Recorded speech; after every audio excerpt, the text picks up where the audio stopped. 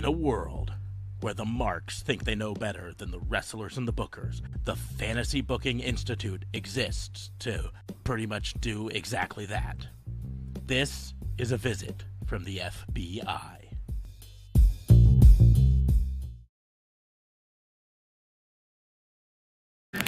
This is Dan the Dad, and you should listen to Raw and Order or you're grounded.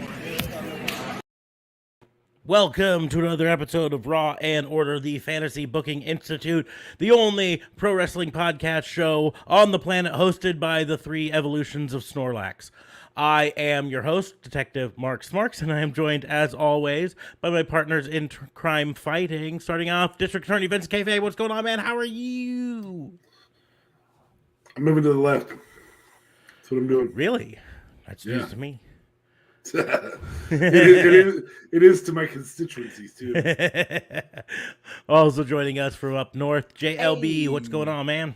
It goes on, and I feel good to be the first generation Pokemon. I don't mind it whatsoever.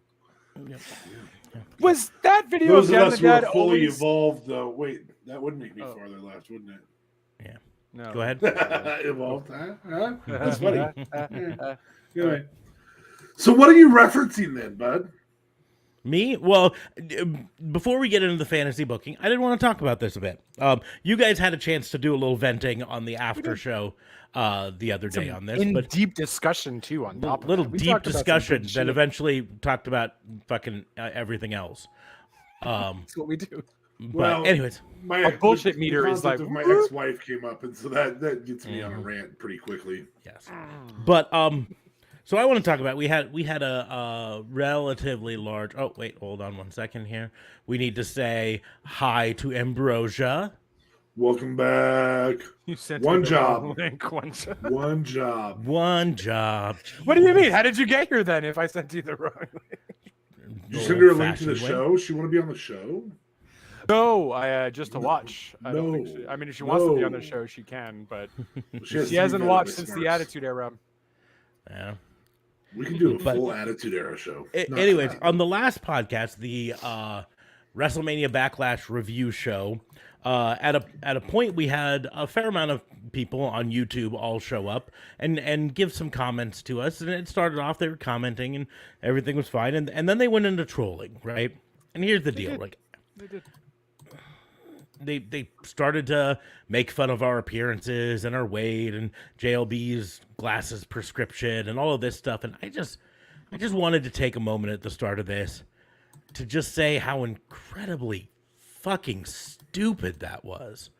Like we're pro wrestling fans, and we've been pro wrestling fans for a long time. You think you can just come in here and say, "Oh, guys, you guys are fat," and it's gonna hurt our fucking feelings? Heard it. Right? You've been there, dude. I was a wrestling fan before it was cool, and then when it was cool, and then after it was cool and no longer cool again, and then now when it's starting to get cool again, right? Fucking you come in here and you're like, yeah, you get Coke bottle glasses. Right?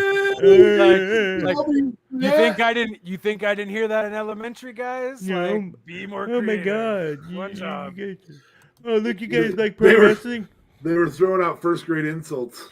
Yeah. Dude, these are like kindergarten. Like, I think my 4-year-old can hurt me harder, right? Oh. And the worst she knows is like, nana, boo-boo. Kids are savages, though. That's a good one. Sticks and stones, no matter what. That nana boo-boo will definitely break your bones. Yeah. There were no sticks or stones in what they said. Nope. Twigs maybe. Just teeny tiny maybe. Some of them were good. The evolutions of Pokemon, that was pretty... Yeah, I mean, pretty sharp. Genius. I mean, aside from Jessica being a trooper and, talking wrestling, and I think there was someone else as well. Guys, I hope you've come back and, because it's a wrestling podcast. Don't mind the trolling, though. It is what it is. Just understand that for the most part, the only way you're going to hear us talk about your trolling is if it's really stupid, like who has a bigger really dick. Good. Or which again, it's fucking Roman. It's Roman, is what it is. It just answers. I mean, he's literally leaving for 10 weeks because his dick is so big and it hurts. He's taking 10 weeks off because he's starting to get lightheaded. He's been carrying the WWE with his dick for the past year and a half, and now it's hurting. Wow. Unbelievable. I don't know anything about wrestling. I'm here for the eye candy. I mean, See? obviously, she's talking about one specific person What here. up? And What yeah, and up? it's Tim over there, right there. Oh, Billy. Anyways, Barely. we're gonna go ahead and get into My girlfriend talking. thinks I'm sexy too. This is the Fantasy Booking Institute. The big thing with this is it's our challenge where we challenge each other to book some unknown and often unlikely scenario in the world of professional wrestling. We don't discuss them in advance, so our answers are made up entirely on the spot because we think that's more fun, but mostly because we're lazy and don't really think up a lot of the stuff until we're on the air. I normally start off by going and offering everyone else a chance to start first, but I think I'm going to insist on going first today because I don't want mine stolen. I just want to get it out of the road. But before we get into the actual fantasy booking, because you were selfish. I really thought you were going there. And well, I finally am admitting selfish today it. Okay, all right, because I don't want this taken by someone else. fair enough. But before we get into the actual fantasy booking, though, I do want to take a moment to remind people that Raw and Order is part of the Tatnus Co podcast network. So you can, after the show, head on down to the Doobly Doos, click that link to tatnusco.com, head on over there, see the other shows in the network, find out a little bit about Tatnus, what he's working on right now, and then come back here for our next show. We do it every Sunday night and Tuesday night. Sunday night is usually a wrestling news related show, and Tuesday night is our fun fantasy booking show. So come back. Also, make sure to follow us on Twitch if you're not already. We will tell following us on you it's Twitch. fun. It is fun. It's fun. It's fun, and you'll like it. Like it. But Sorry, I lost my man. train of thought, man. You totally. But yeah, so we'll get into the fantasy booking right now, and I'm gonna start off because mine is sort of easy, but also very topical to right now. AEW has the Owen Hart Memorial Tournament starting this week. They had all the qualifiers come up, and they've released the official brackets, and we talked about it a little bit on the past show. But my challenge to you guys is to basically fill out your brackets for this, including predicting or choosing more who you want to be the Joker in each bracket, and booking through the brackets, right? And I made it super simple. Thank God. Oh, you were prepared today. I was prepared. I made it super simple. I have both brackets ready to go for this. And so what I want you to do is decide who the Joker is going to be, and then book the winners of each match, what storylines they're telling, whether they're building a storyline for the future, or whether this is just a one-off match sort of a thing, and then who ends up winning on both the women's and the men's tournament. Okay. That's a lot of booking. All right. But at least you have the tournament names there too, which is dope. Do we one of us pick the women's and one of us pick the men, or we just pick I think I want you both to do both. Okay. There are only 8 names, and so you'll get through booking it pretty fast, I think. It's fair. I mean, just with the AEW women's division, it's kind of hard. Like Jamie Hayter was what, the professor, right? No. Jamie Hayter's the one with Britt Baker, the enforcer for Britt Baker. Yes. Okay. Oh yes. So I think I'll start off with the with who the Joker will be. Since she's going to be against Dr. Britt Baker, I think it might maybe be fitting that you actually bring in Mickie James for it as a legend, if you will. It could just maybe be a one-off, or maybe she signs a partner deal between Impact and AEW because they've known to partner before. But I still think you get Britt Baker going towards the taking that win. Just because it puts Britt Baker back into that championship material role. She beat a former Impact champion, all that. Jamie Hayter, Tony Storm, I think since Britt Baker is going up first, you maybe do a Jamie Hayter versus Britt Baker, and you kind of see Britt Baker is going to be along the lines of, oh, okay, well, I'm just going to give you the finger poke of doom, and they even play into that whole gimmick. She does it, but Jamie Hayter does not move. She won't take the finger poke of doom. She's like, no, let's go.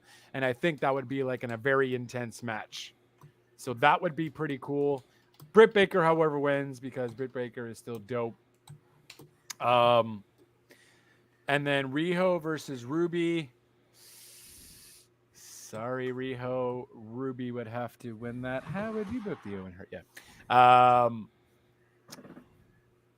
I feel like, yeah, it would be Ruby winning that. I don't necessarily know what story to put there. They're both faces, correct? Riho is a face, no? Yes. So, well, yeah. I mean, more or less, she's kind of come back with a sort of new attitude. Now she wears black, which, you know, I guess that means she's angrier now. okay. But I don't know if she's a full heel. I don't know. And then so Ruby wins there. Hikaru Shida. I feel like Hikaru Shida beats Red Velvet. Just because she still has that ultimate crazy win streak too, right? Or no? That is Hikaru Shida, no, because she just got beat last week by Serena Deeb again. Oh, snap. Okay. Well, either way, I don't care. I definitely want to see me some Ruby versus Hikaru Shida because I feel like that would be fuego.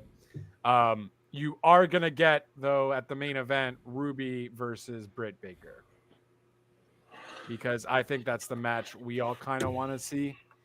I don't think they're the most technical woman, technically. I guess if we're calling it the Owen Hart Trophy. But I do think that is the match everyone would pay to see at the pay-per-view. So I think just due to the name draw, that would be better for an AEW's pay-per-view. Sure, Mickie James is great, but at the end of the day, I don't see Tony Khan making Mickie James the one of the finals for the Owen Hart. So Britt versus Ruby, and I haven't heard of any of these people besides Owen.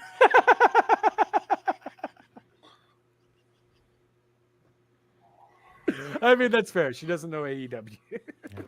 I mean, just wait till I put up the slide for the men's side. She'll be like, yep, still don't know. Still. Yeah. I do think this is where you give the win to Ruby, though. Ruby ends up winning the Owen Hart Trophy tournament. Just because it's going to build her up again. Britt doesn't necessarily need it. She's too good and too confident on the mic. She can easily come back up, no problem, and go after a title in a few months if she really wanted to.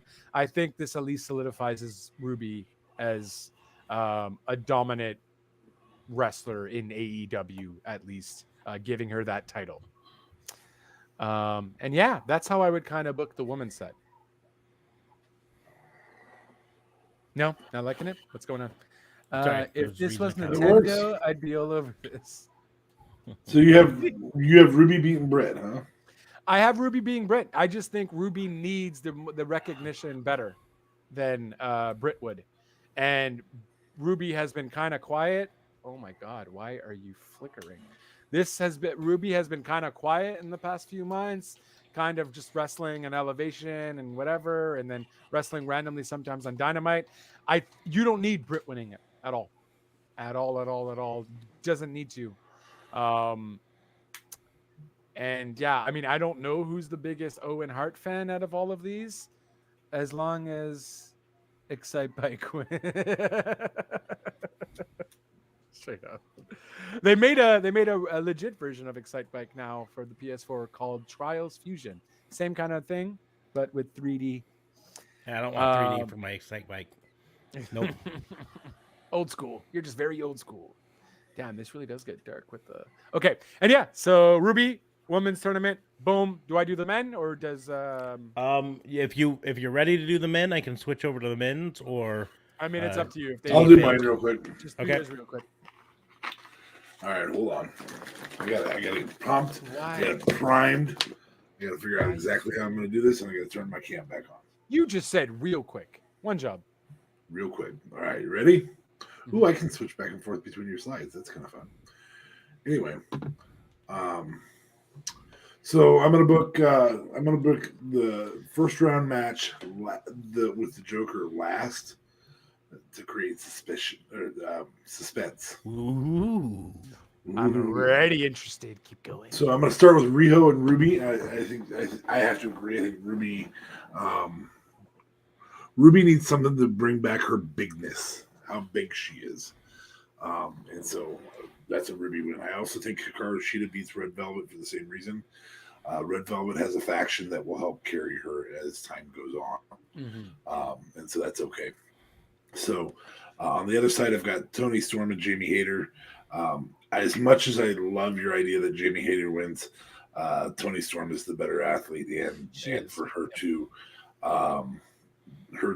overcome the odds of having the entire dentist office there, that's a plus. So Britt Baker faces a already employed by AEW and known Jade Cargill. This is a non-title match. And so there's something very, very big about the idea that Jade Cargill could get this win and have yet another win on her undefeated streak and get a victory over Dr. Britt Baker. DMD. Sorry. Would that be possible, though? Is this on Dynamite? This thing? Or this is on a... It's over several weeks. It's over several weeks. It's not all one thing. So they're going to do one match. They might do one on Dynamite and one on Rampage. I don't know for certain. But they're going to be doing one match on the show. So and Jade gets the win because she has a faction there to help out. And because Red Velvet's already lost, it's not a huge deal for the faction to help out. Right. Also, I say that match happens the same night Tony Storm and Jamie Hayter have their match, and Jamie Hayter has a injury, so she's not able to be out there, effectively changing the odds out of Dr. Britt Baker's favor. In the second round, we have Ruby Soho versus Hikaru Shida in an absolute fucking fire match. Hikaru Shida has a feud currently going, I want to say, with Serena Deeb still. Is that correct?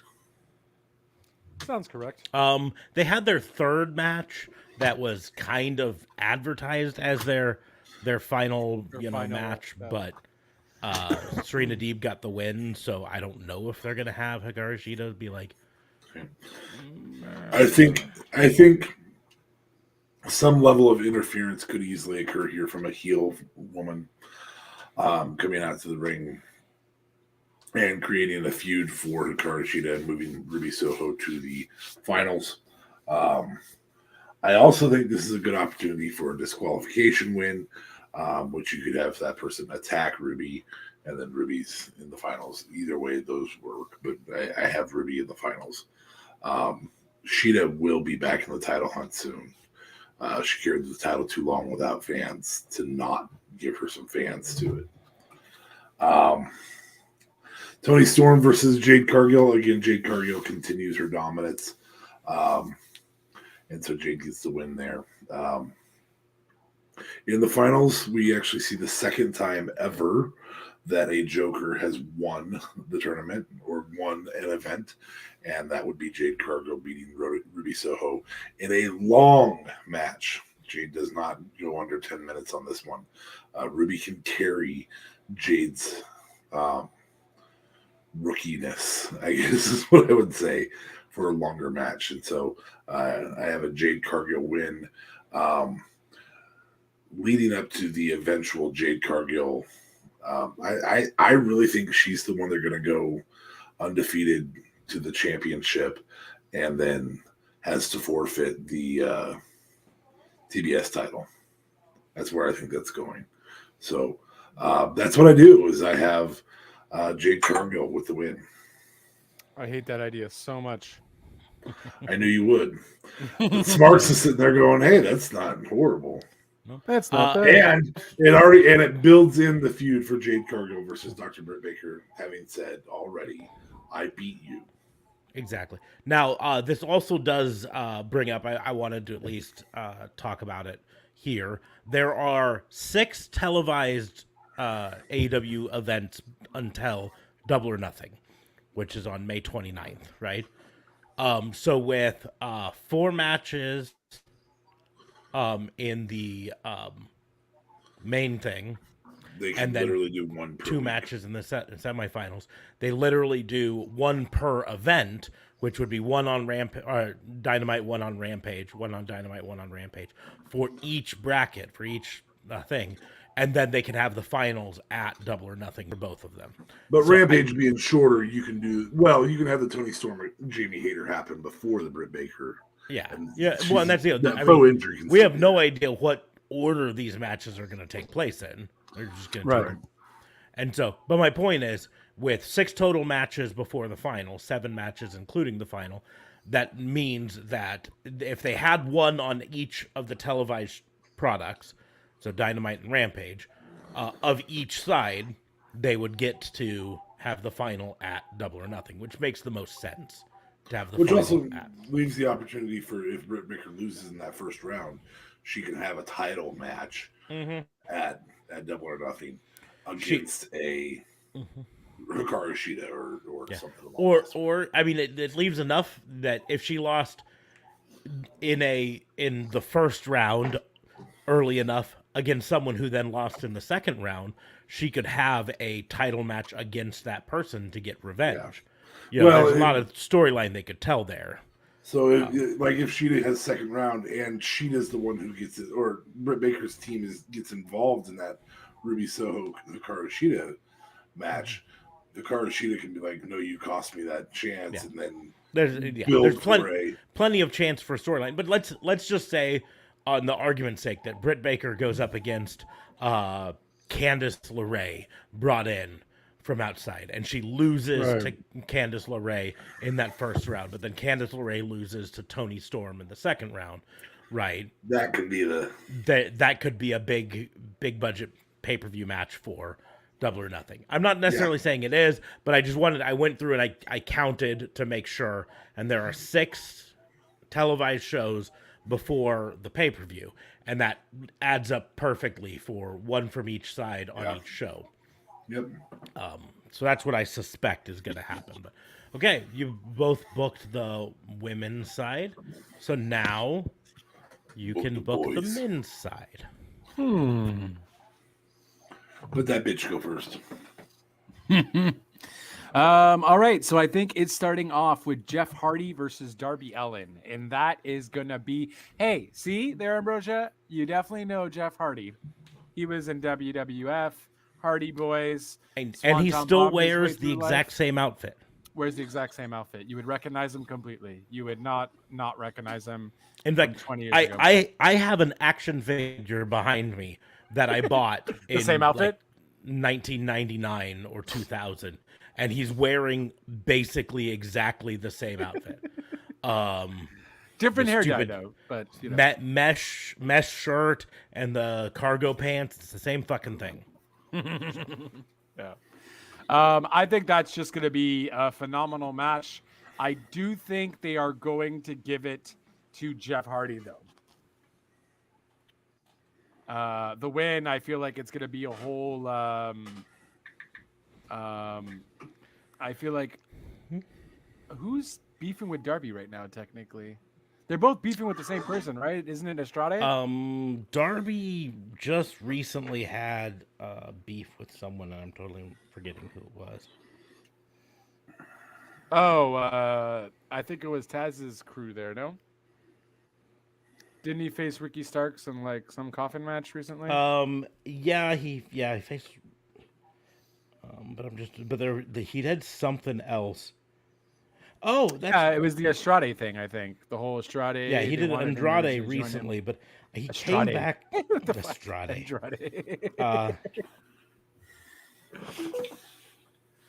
Give me 1 second, because he came back and he did something recently, like on TV. Oh my god, though. Adam Cole versus Dax should be fucking match of the year worthy. I feel like that should be a good fucking time. So excited for Adam Cole. So do you want to book one of them, or are you gonna book anything here? Well, I mean, I don't know. He was looking up something, but either way, I think Jeff Hardy takes the win, just because that's some good recognition for the show for the following week. I do think that's also going to just be a crazy spot fest, and that's going to be a fun time. Adam Cole versus Dax, pure technical wrestling. I almost see that it would be in Dax's favor to continue on by beating Adam Cole. I feel like it's going to be a young buck scenario where they try to help him, but they end up making him lose to kind of continue that going, and Adam Cole gets pissed or whatever have you. And Dax just whatever. It's going to be a fire match. So you're going to have Dax versus Jeff on that side. Ray Phoenix versus Kyle O'Reilly.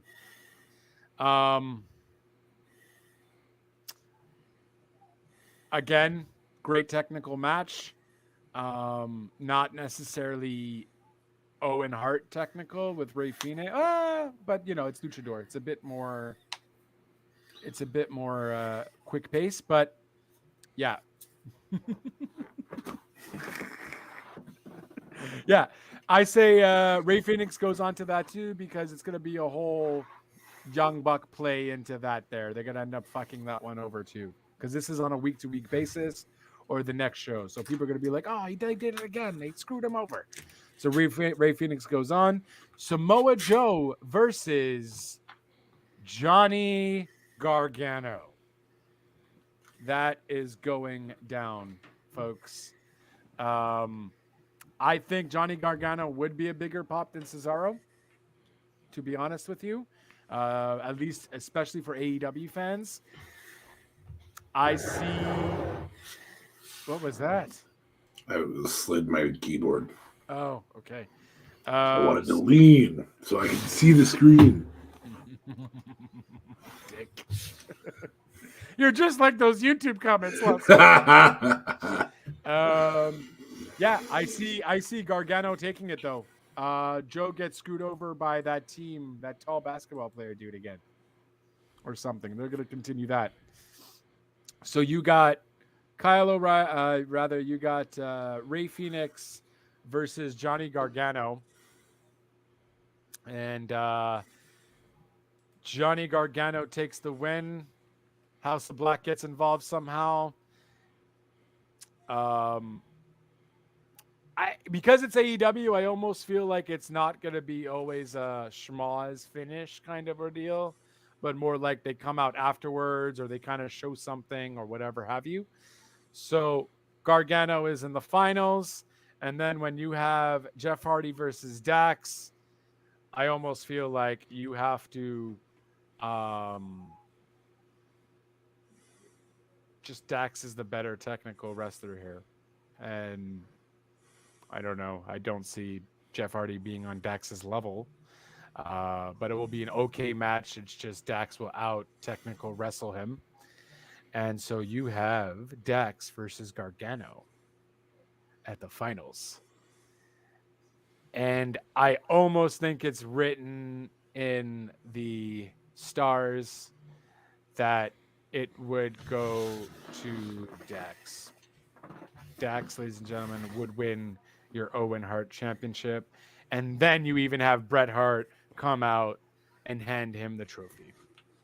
No, but he's unavailable with his contract. That's not true. It's only a merchandise contract. Only a merchandise contract. But the merchandise. Yeah, we've been getting worked with that the whole time. I do want to point out that my Jeff Hardy action figure, he even has the same facial hair still. It's hard to see, but it's the stupid white trashy lines. Same fucking outfit. Anyways, DA Fabe, your choices. So I'm gonna fill in the Joker first on this one, and I'm gonna fill in the Joker not because of suspense, but because I'm gonna randomize this as much as I possibly can. If are unwrapping today has a no longer employed male wrestler, that person will go into this. If it does not, it will be John Hennigan. Who to John Hennigan? John Hennigan Also is known formerly as Johnny John Mundo, Morrison. John Morrison, Okay. Johnny Impact, Johnny Nitro, Johnny Conquistador, Johnny Drip Drip. Johnny Drip Drip. Speaking of no longer employed, the very first card is somebody who's in the women's one. One Tony Storm. I'm gonna do this. Zoom out a little bit. Focus. Tony Storm. Yeah, good. The second person that pops up in this deck has lost his first name. That is Austin Theory. It's now just Theory. That's quite a theory This you person, have there.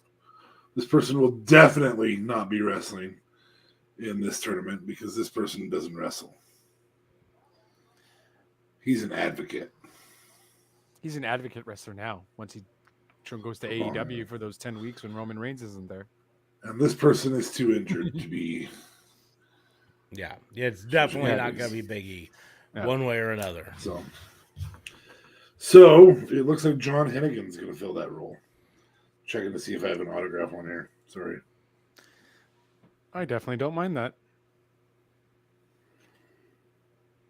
No autographs.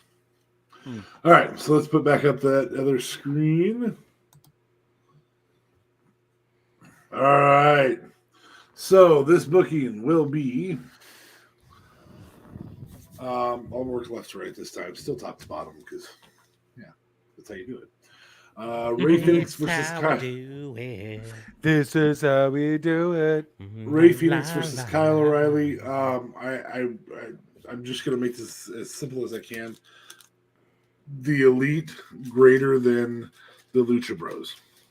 The whole faction of the Elite greater than the two guys in Lucha Bros. It's Death Triangle. There's a third person there. Yeah. Okay. The whole faction of the Elite greater than Death Triangle. Pac is a bastard, and he would be displeased with your statement. So, Kyle O'Reilly gets the win. Not that I don't love Ray Phoenix. I really do. Apparently, not enough to beat Kyle O'Reilly, apparently. Samoa Joe versus John Hennigan. I think that can build lots of different things for lots of different places. And we don't know if John Hennigan's going to sign permanently anywhere.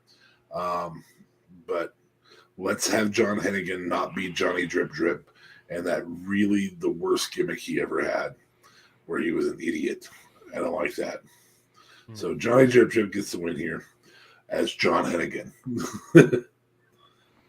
I don't disagree, Mark Jack. That's not what we're smart looking. betting is Cesaro. Second smart betting would probably be Johnny Gargano. John Hennigan would be probably a little down the list. Yeah, he's probably like talking 9th or 10th. If you're talking Vegas odds, but we're talking fantasy booking, and that's what's. But we don't disagree. Hit us up in the comments with what your predictions for the tournament would be. We'd love to know what you think. Yeah, that's it. So I have John Hennigan getting that win. On the other side, I think you're crazy for taking Jeff Hardy. Number one, there's no reason to push Jeff Hardy. Number two, Jeff Hardy doesn't need a push victory over Darby Allin. Darby Allin gets that win. Probably by kicking out of a swanton, probably by delivering a coffin drop a couple times to him. This will be a fire match. Oh yeah. They will request that they can do it as a ladder match, and they better. Tony Khan will be like, no. There's a whole tournament. You guys can't injure yourselves in the first match. That's how great that. But it'd be great if they were like, yeah, we want it to be a ladder match. No. On the other one, again, the Elite greater than the FTR. How dare you? This is not true. The entirety of the Elite, there's more of them than there is FTR. No. Adam Cole Bebe is a top 5 wrestler in the world. I've said it for ages. I still believe it. I don't know why they didn't give him his last name on here. Just first and middle name. But Mr. Bebe goes on to face Darby Allin. which, again, of the matches you could see in that second round, that's the most fire match. Yep. That's way more fire than Jeff Hardy versus Dax Harwood. Nothing against what you're saying, but you're wrong. So, in the second round, when it's Kyle O'Reilly versus John Hennigan, these dudes have never faced before. That technical mastery, I think, does actually result in Kyle O'Reilly getting the win. And again, Adam Cole Bebe, one of the best in the world at what he does. And he will go on to the finals. Thus, we get a rematch of a feud that occurred in NXT when they broke up. Now in AEW. Kyle O'Reilly versus Adam Cole in the finals with not a finger poke of doom, but a really, really good match. And the Young Bucks coming out and distracting one half of Red Dragon so that Adam Cole can get the win.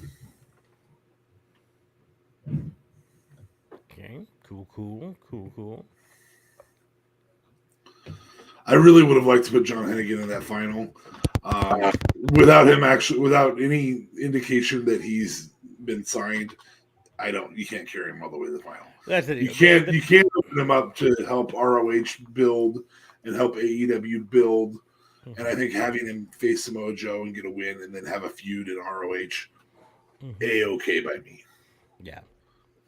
I mean, here's the deal: is there's every chance that it's a Ring of Honor guy as the Joker. Yeah, I mean, it could be Jonathan Gresham.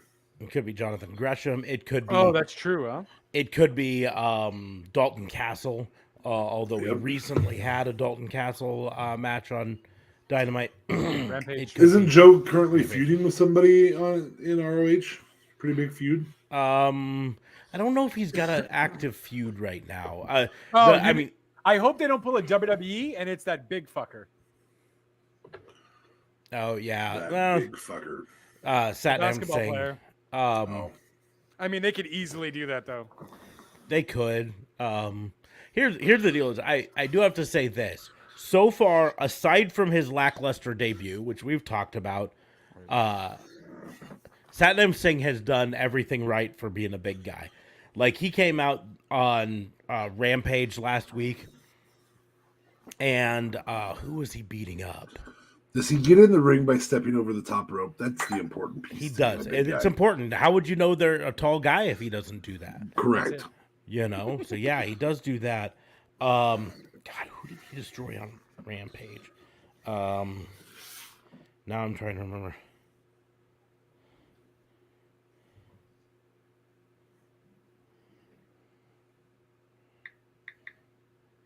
I got to look it up because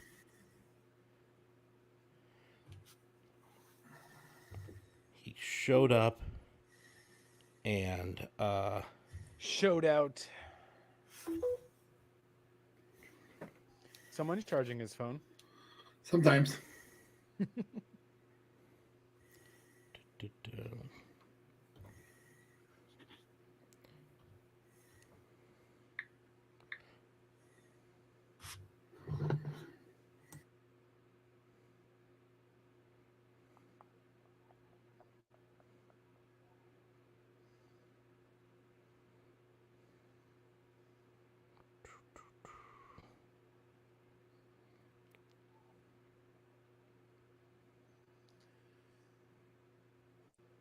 Oh, I think it was Chuck Taylor. Yeah, Chucky T. In the ring, Satnam Singh, after the match that had happened, Chucky T and Trent Beretta and Orange Cassidy came down to rescue the person who was about to get beat up. And in the end, there was a point, Satnam Singh was holding Chucky T by his face down and was just on the ground and was just picking him up about 1.5 feet, 2 feet off the ground and slamming him back down. Right? It reminded me so Great Khali. Like I was like, Well, yeah, but here's the deal: is he did it so much better. It Yeah. looked like it was something that really could happen, and a lot of it was the way Chucky T handled it. He held on, and then he lifted himself up almost vertically, like horizontally off the ground, right? And then slammed back down. So it looked better. I don't know. I think they've been doing it better, but he's still a big guy. He didn't look nearly as slow as Great Khali did, so Or that's at Omos. least a good thing. Or Omos, yeah. Fuck. Anyways, I think so Omos is their worst big guy that they have. WWE. currently, yeah, definitely. I mean, Um, if we're counting Braun, Great Khali, Oh, you mean ever? No, ever? no. No, No. not Okay, ever. not counting the Giant Gonzalez. We can't count. Well, No. that's So- something you have to count. You do have to count, but listen. I'm no fan of Omos, right? No fan at all. But he is nowhere near as bad to me as Great Khali was. Oh, So, of the really big guys, Braun might have been the best. one of the better Well, and ones. Kane and Taker, I guess, for the Diesel, Sid, Kane, Taker. Yeah. Sid, Kane, Taker.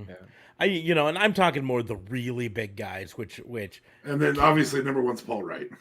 yeah, Kane and Taker were never booked as truly like giants. They were Giants. big, but they weren't booked as giants. Like Braun Strowman was booked as this giant who would come in the ring and destroy people.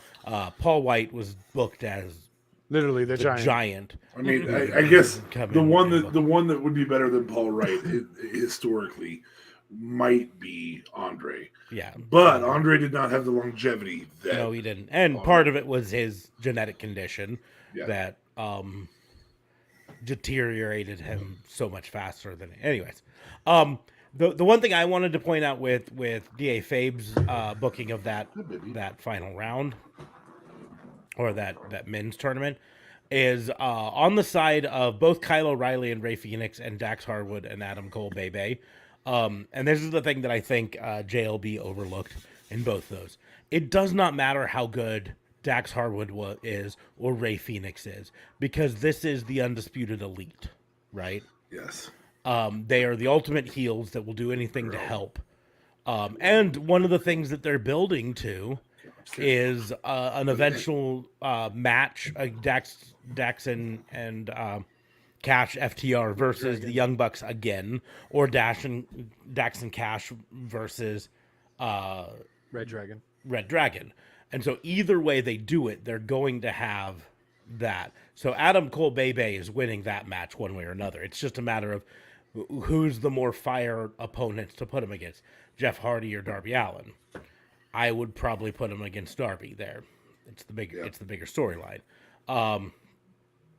The Ray Phoenix versus Kyle O'Reilly, the only thing is there is the slight evening of odds when you bring in the rest of Death Triangle to chase off the rest of Red Dragon and the rest of the Golden or the Young Bucks. Undisputed Elite. But the one thing I just wouldn't do, and this is where I differ from DA Fabe, I wouldn't have the final be Adam Cole versus Kyle O'Reilly. I just wouldn't have that be the final. You'd have the Joker or Samoa Joe. I'd have the Joker or Samoa Joe, and I'd probably, frankly, have the Joker. If only for this. Even if it was John Hennigan? Even if it was John Hennigan, because John Hennigan versus Adam Cole That's a fire match. would be too. a would fucking be a fire great match, match. right? Yeah. And it's too early to have a feud between Cole and Riley. Yeah. And that's the deal is they're not going to have that feud, and so why have that match right now? The And Joker, it's about time John Morrison gets a push. Mhm. You know what I mean? Cesaro Like, versus Adam Cole would be a match I'd really want to see. Yeah. Or as he will probably be called, Claudio Castagnoli. or S or C SRO. His Twitter, he changed the @ to Cesaro, but the name that he has on it is Claudio Castagnoli. So I think he's probably going to use Claudio. Anyways, and the thing that I would do, to be perfectly honest, is some of the most fire matches we had in NXT at the time were Johnny Gargano versus Adam Cole. So if the Joker's Johnny Gargano, it's Gargano versus Adam Cole. Yeah, that writes itself. Yeah. That's the way you do it. You got to earn the right to get to Adam Cole by going through Kyle O'Reilly. Mm-hmm. Yeah. Yep. So, but otherwise, like I said, there's no way Dax Harwood beats Adam Cole in the first round. I just don't see it happening. It's gonna be shenanigans. It's gonna be heel work, but it's not gonna be a win for. But so okay, but that was my challenge to you guys. So who wants to go next and challenge? Have you thought of one yet? So I have one, but mine is kind of fun. It's almost pulling a U card, kind of. Okay, so I'm gonna go first because yours is fun. Mine is not. Oh, okay. So does that make sense? Don't we want to put like a fun match? Okay, no, that makes sense. Go ahead. We want to finish on something fun. Okay. So mine, we just watched the best bad pay-per-view we've seen in a while. The reason I say best bad pay-per-view is every single one of us expected that to be the worst pay-per-view of the year. And it probably isn't. It isn't even second to worst. But there's a couple things that make it a bad pay-per-view. Number one, there was only one women's title or one title match on it. And that was the women's title match. There's also only one women's match on it. There was a lot of feud building, but it really, as a whole, felt more like 1988, where they're building more feuds than they are doing anything for titles, which is fine. I enjoyed it. Like I said, I enjoyed that pay-per-view on Sunday. Mm-hmm. That said, I want you to pick an era, pick a company within that era, and build your best bad pay-per-view. The expectations would be bad because of the matches on the card, and then justify the matches. I want 5 matches in the pay-per-view. You don't have to do 7, 8, 9. You don't have to do anything with that. Just 5 matches. Just pick an era and pick a roster and roll with it. Create whatever pay-per-view you want. You can have any gimmicks you want. All of that stuff. You just have to pick an era where you're going to get, oh, man, I don't really want Doink versus Duke the Dumpster Drozy. Oh, my God, this is actually pretty good. It was a midget in a trash can or whatever you wanted to go with. And go. Best bad pay-per-view. Pick your era. Okay. Very easy to go with WWE pre-19 or 1995, 1994. Very easy to do that. You don't have to do that. Yep. I'm doing the easier one, which is WCW circa 1999. Oh, Jesus Christ, that's bad. That is actually easier. But hey, he tells me why the matches are good. I'll take him at his word. He's doing a 3 Stages of Hell. I hadn't thought of that. That's one match with 20 people in it. Oh my goodness, I could do a 3 Stages of Hell. Well, if you do the true 3 Stages of Hell, there's only 3 of them. There's one was on a pay-per-view, one was on a no, but I'm talking about the number of people. The true 3 Stages of Hell only had either 2 or 4 competitors, whether you had it as a tag team sort of a thing, but usually it was single. And then there were another 3 or 4 people that were involved as like enforcers sort of thing. So you're talking maybe 8 people. I might think about it 3 Stages of Hell. That 20-man match on Nitro was not that, and we all thought people were going to die. Yeah, straight up. No. So, so we're gonna start off with the kickoff match. The kickoff match, first match of the night, is going to be the Sandman. WCW Sandman, I forgot. Totally forgot about WCW Sandman. Technically, what did he Hardcore Hack was the name he wrestled under. But he was the Sandman. Yeah. So Hardcore Hack versus I gotta check to see if they were on the roster. Yeah, because I'm making a bad pay-per-view. It's gonna be Brian Knobbs. Oh Jesus! Not the team, just Brian Not the Knobbs. team, just Knobbs. Yes. Okay. Because we know how good he was by himself, right? And this results in a Nasty Boy just being bludgeoned to blood by a kendo stick. Yeah, I mean that's effectively all it would be. Yeah. um, but very very importantly though, not a hardcore rules match. Just, I mean, So a, Knobs gets the win. a by hardcore DQ. still will Well, happen. that's why it's going to be a bad match. But it is not a hardcore match. That's just the important thing there. So that's match number 1. And yeah, why not? We'll give Brian Knobs the win via DQ. I'll do that. Jeez. Past his prime, Brian Knobs getting bludgeoned to death by Sandman. In the kickoff match I mean, that would make sense though. for the pay-per-view. Then in the second match, we are going to have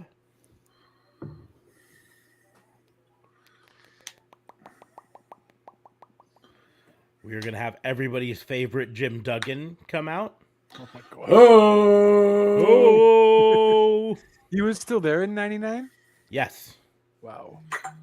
Yeah, I think he lasted most of the WCW Nitro era.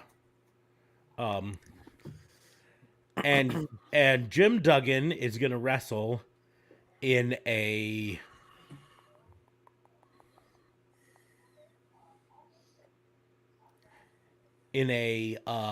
ladder match What in the hell are you doing? against Rey Mysterio Jr. This sounds like a horrible match. It is going to be. You said make a bad pay-per-view. Best bad pay-per-view. So it sounds like it's going to be bad, and then it ends up being good. How does that end up being good? No, unfortunately, I didn't hear that stipulation. Best bad pay-per-view to me means so bad that you have to watch it. I gave you that stipulation. That's fine. This is still fucking Rey Mysterio Jr. in his fucking prime. Although it's In a ladder match. In a ladder match, yeah. Duggan breaks 16 ladders before Ray finally wins. Yeah. It would be a lot of like the what did he name his fucking 2x4? He had a name for it, didn't he? Yes, and I don't remember what it was. Anyway, moving forward. The 2x4 would be used heavily to break ladders and knock people off. And then some slow climbs to the top before he would get knocked off. And then Ray would do something crazy like leapfrog from a ladder outside the ring to the ring ropes to a ladder inside the ring to the top of another ladder to win. So I'm okay with it. it would end up being a big old spot fest. Okay. We would then have a Lucha Libre match for the Cruiserweight title. It would feature La Parca,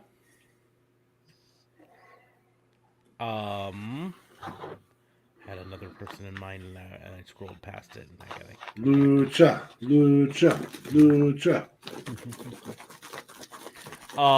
Shark Boy. We're gonna make it a 4-way match. So La Parca, Shark Boy, Psychosis, and Juventud Guerrera in a match for the Cruiserweight title with Lucha rules. None of those are big names. None of those are matches that anyone's going to be like, I got to buy the pay-per-view for Psychosis versus Shark Boy versus La Parca versus Hoovy. But you got to admit it'd be a pretty fire match. More than likely. It would be better than whatever they put on in '99. We are going to do.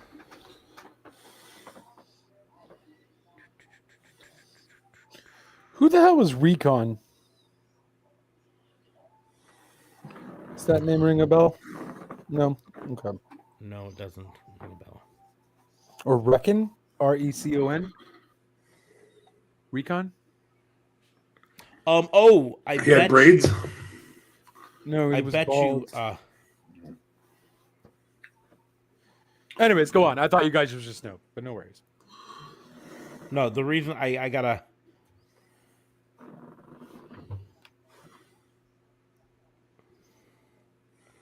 I gotta check because I think this was when they had what did they call him? I think '99 was when they did. Hugh Morris was in the what did they call the group? Oh, never mind. It was Bull Buchanan. Bull Buchanan. He was called Recon back in '97. Totally didn't remember that. Anyways, so that would be a fire match. I think we'd give Juventud the win there. In that match. So that puts us 3 matches in. The co-main event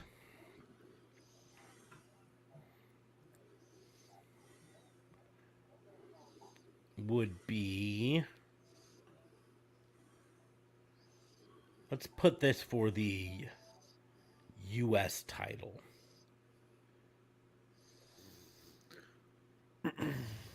And it would be a feud between 2 members of the West Texas Rednecks, Kurt Hennig and Barry Windham. But they would come out and they'd first sing "I Hate Rap." Because, you know. Because I hate rap. Wasn't it Rap is Crap? Yeah, that was the second part of the verse. Because rap is crap.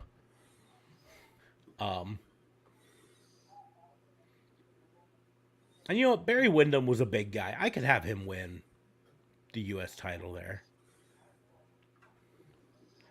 And then the main event would be for the WCW World Heavyweight Championship.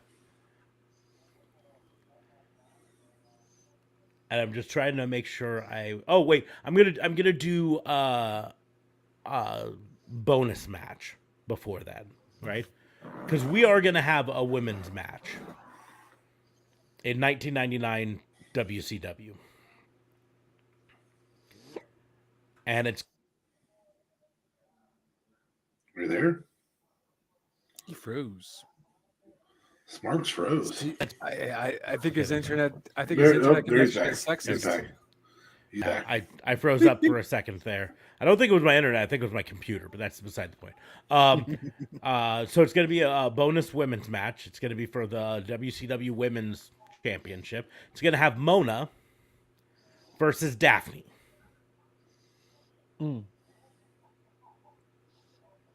Because I think that would be a fun match. It'd feature a lot of screaming. And if you don't know, Mona later went on to be known as Molly Holly. So, she's got skills. At the time she was Mona, she was Miss Madness, Macho Man's valet for a bit. Anyways, and then the heavyweight championship of the world would feature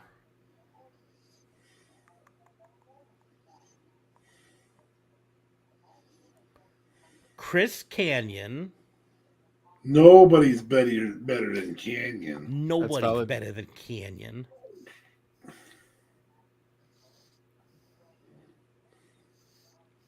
Versus Buff the Stuff Bagwell.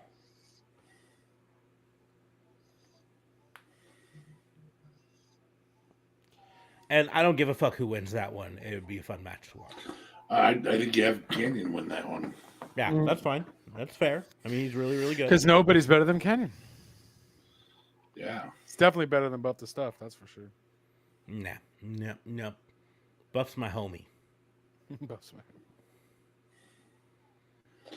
Buffing with the homies. Now, Okay. in fairness, I had to change my plan because at one point I had the plan to have a grudge match of Hulk Hogan versus the Disciple. But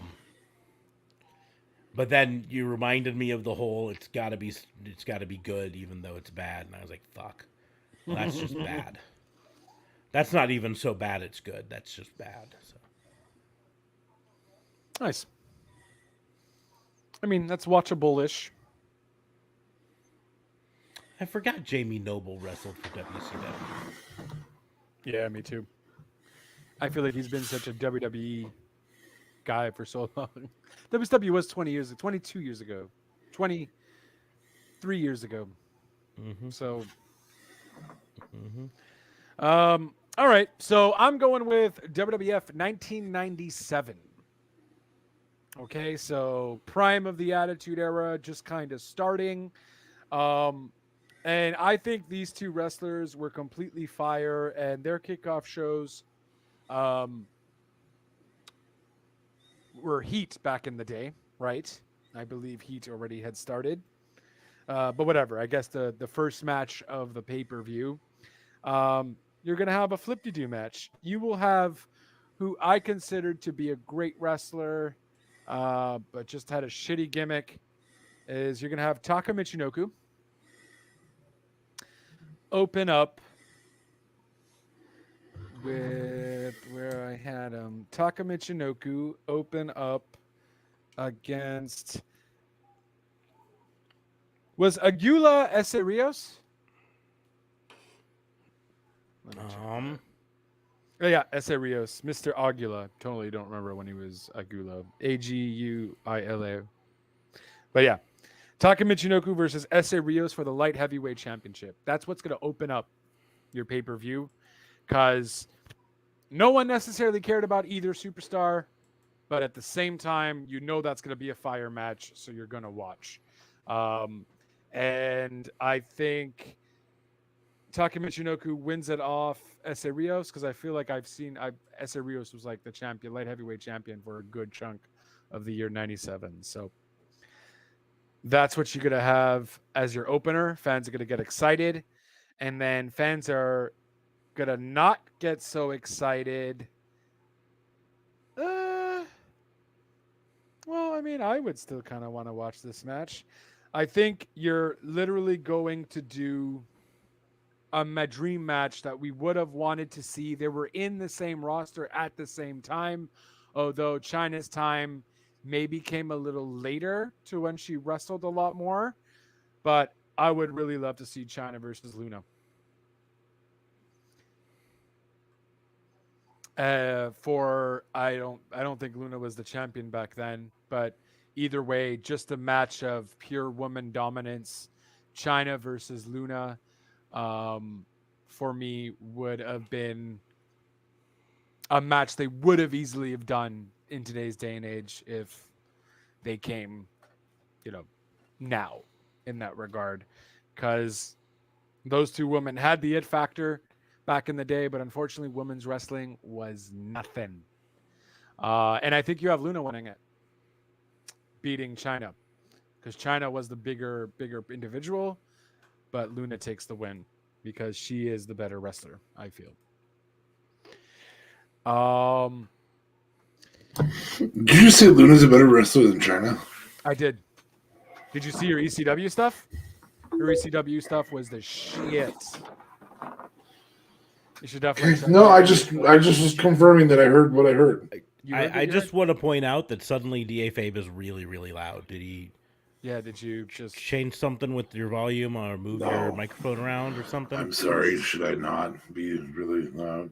No, it was just suddenly extremely loud, like ear hurting. Am I loud now? No, you're fine now.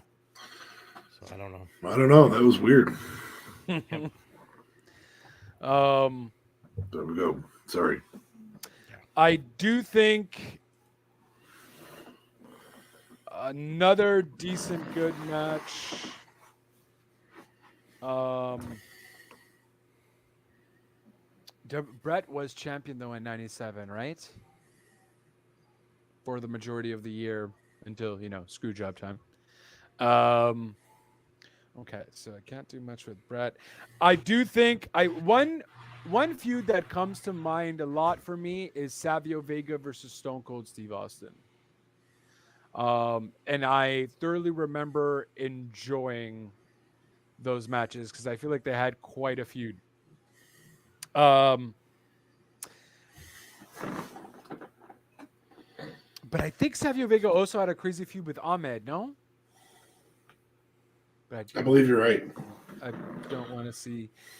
Yeah, but it's a bad pay-per-view. So you're gonna have Ahmed Johnson versus Savio Vega to see who will face Goldust for next month's pay-per-view because Goldust has hit on both of them in provocative ways, and they both want to get their hands on him. And Commissioner, I don't know who it was at the time, said you guys have to have a match at this pay-per-view to see who faces Goldust. So that's going down. I think another match you will see the Undertaker versus Sid Vicious. And what might sound like was a good match, as we all know from when they faced each other, it's not so good. Not so good. Sid is just not a good wrestler. Sid's value was in bad promos. That's it. Which is Good bad promos. Good bad promos. That's fair. So Sid versus Taker as your co-main event, and then you have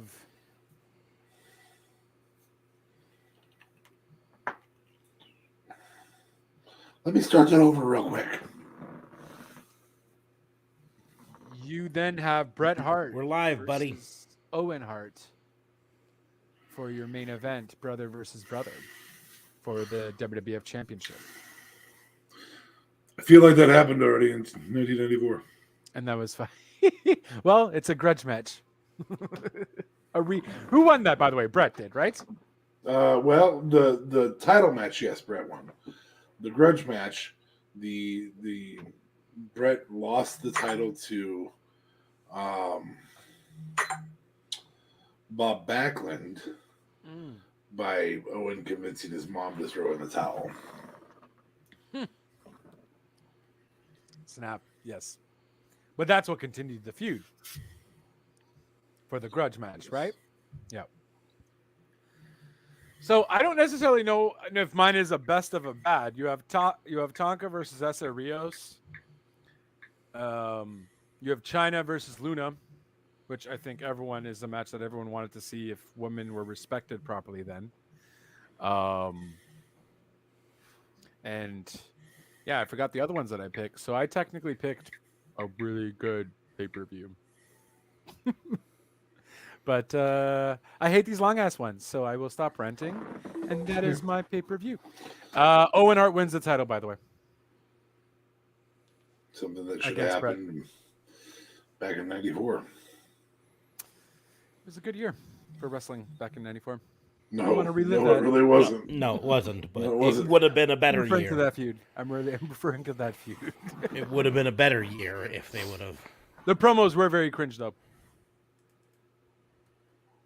Between Bret and Owen. At least I remember when I watched the DVD or the WWE documentary on that, the promos were like really garbage. But, when comparing Rock promos, Austin promos, Jericho promos, and looking back, that's unfair too. But they weren't known for the greatest charisma to begin with. So it is what it is. All right, guys, you ready for some fun? Yes.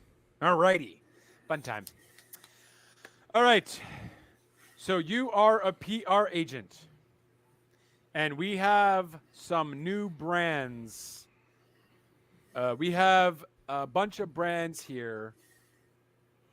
And we are coming to a wrestling promotion to promote this brand. And I would like you to tell me who the wrestler is that's going to be promoting it and the slogan that you're going to be promoting it with. Okay. I'm going to first say I don't care what the product is. The slogan is going to be, yes, yes, yes, yes, yes. If you can find a wrestler that would fit that with, then boy, by all means, you can do it, good sir. You do it. Daniel Bryan. Brian. I knew you were going to say that. Yes, yes, yes, yes, yes, yes, yes, yes. I'm surprised Fabe isn't laughing at that. That was fucking hilarious. I am You're right. Yep. right here. All right, guys. So your first brand is Schweppes Ginger Ale. Sami Zayn. I don't think they have a slogan. Technically. Yes. And the slogan is going to be, once you go ginger, you never go back. That would work. Sammy could pull that off for sure. Yep.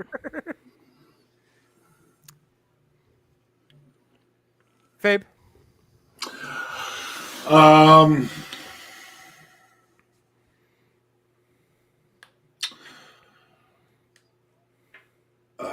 No, it's not Buddy Murphy. Buddy Matthews. AEW's promoting ginger ale. All right. I like it. Yeah. And the second best ginger in the world. And this is the first? No, Buddy Matthews is the first. Oh, okay. Well, he's promoting the product, so the second best ginger in the world. No weight. Beard rub. You're going CM Punk, aren't you? No, I'm going to say he goes the best weight, second best ginger in the world. It touches his beard because he's a ginger. Nice. All right. I like it. I think I'm picking Buddy Matthews for ginger ale. I feel like that works. We are going to go with another pop drink. Wait. You didn't take Sami Zayn? I didn't know. Number one, I didn't know it was a contest. Number two. Yeah, they're going to take your Canadian card away. Canadian card, damn it. Yeah, they're gonna love it here. You are no longer a Canadian. Canadian. Well, I like the slogan better. Sorry, Sammy. All right, guys. Another pop, because I have it near me. Pepsi. CM Punk. Lame. Do you want to have a drink that's the best in the world? Mm-hmm. And then he just and the whole commercial is just going to be start off with the close up of his tattoo, and then zoom out, and he's drinking a Pepsi, and all he says is "best in the world." That's it. That's all you need, and that's the slogan: "Best in the world." Period. I'm tapping out on this one. That's it. Yeah, that is it. That nails it. Can't beat that. All right.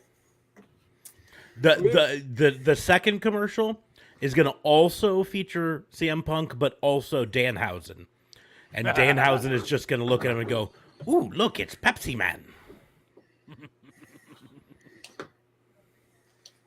And he's drinking a Coke, and then CM Punk just smacks it out of his hand and gives him a Pepsi. Ooh, this is better. All right. Your next brand, you don't have to technically choose this fragrance, but you are going to be doing Febreze. Did I do that right? Yeah, Febreze. Febreze. You have Febreze in the States, right? Yes. Yes, we have Febreze in the States. Yes. This is the orange fragrance, but it's going to be gold dust. Instead of him going, he just sprays it. He's going to spray it and he'll go, "That's nice." That's the whole thing. That's nice. Febreze. That's nice. I like it. For me, It's gonna be. I'll be right back. It's gonna be Mark Henry. Oh, Jesus Christ. And the entire ad, I don't even know if I'm going to have a slogan for it. The entire ad is just going to be him walking out of a bathroom, turning around, and just spraying that in the bathroom, shutting the door and say, give it a few minutes, and then leaving. That's it. I like it. The strongest fragrance in the world. Mm-hmm. Maybe even just give it a minute. Give it a minute. A minute. Not a few, just a minute. A minute. Yeah, that works. That's the slogan. Give it a minute. And then your bathroom will smell fresh again. Look at you. You should have been a PR guy, good sir. Or were you going to tell me you were in a past life? No. Okay. I was just awkwardly waiting for our other co-host to come back so that we can move on to the next product. Awkwardly waiting? Okay. Yes. Going back to, he mentioned Buddy Matthews, and in relationship news, Buddy Matthews and Rhea Ripley are apparently Going a out. thing. Yep. And good for them. That's all I have to say. Good for them. Well, that's dope. And they both have, they both are kind of covered. If one leaves one company, they might have a say in to go to the other one too. So there is that as well. I'm But saying, two good-looking people matching up. Good for them. I had thought Rhea Ripley was not. I think she's either bi. I had thought she was something. She was something weird. Not that that's weird or anything, but like just something, just not hetero. Like I guess she could be bisexual, technically. But I thought she had randomly had a girlfriend or something. But rumors. Are rumors. I don't remember there ever being girlfriend speculation for her, but I thought she had previously had a different boyfriend, a different independent wrestler. I can't remember who it was, but she's bad now because she's got black hair. Apologies. Yep. I heard something go kuzunk. Wanted to make sure everything was okay upstairs. Everything good? Yeah. No, I bought. So Walmart had a special, hashtag still not sponsored, on birthday gift bags on clearance ones, and they were 58 cents a piece. So I bought 30 of those. Somehow they slid off the table and went ka-punk. Speaking of Walmart, I'm gonna give some investing advice to some people right now, because I don't have the necessary funds to do this investing. But I mentioned this action figure the other day, and D.A. Fabe mentioned that there were a bunch at the Walmarts near him. It's these Cody Rhodes LJN with the it's the red trunks, which is the Walmart exclusive version. Nice. The figures themselves are $20, and they're going for $30 to $40 on eBay right now. I will go buy them out. So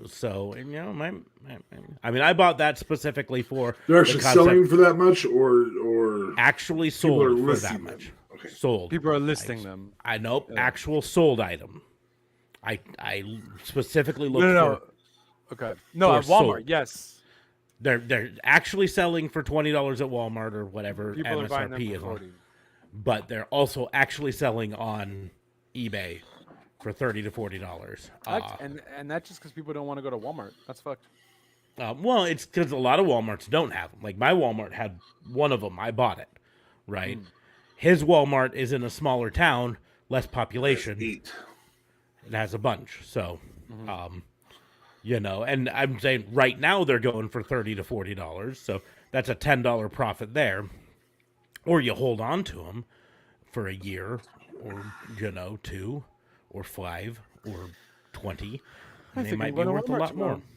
So, anyways, who won that particular round, Mr. Judge? I liked your give it a minute. I think that works. For Breeze was give it a minute.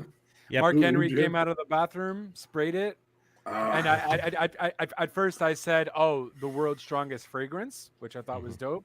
And then he's like, "No, give it a minute." After he sprayed it, and that's just it. Because once Just you give comes it a minute, out of a bathroom, there's no more poop. goes, close the door. Just give it a minute. Nice. All right. So now you will be getting a wrestler to promote chocolate bar M&M. An M&M chocolate bar. Milk chocolate. M&M candy bar. M&Ms in it. Very delicious. Got it off Amazon because we don't have it here. Or we might. I just don't go to a lot of depths or convenience stores. So, chocolate bar M&M.